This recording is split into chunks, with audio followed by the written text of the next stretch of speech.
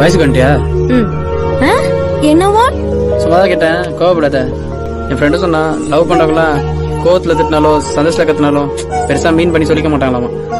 ஒரு நாளைக்கு 20 தடவை ஐ லவ் யூ சொன்னாலும் 1-2 தடவை தான் மனசார சொல்லுவாங்களாம். அதனால் தாங்கள் கூற வருவது மன்னா? I love you. அதை ஏன்டா இவ்வளவு டெரரா சொல்ற?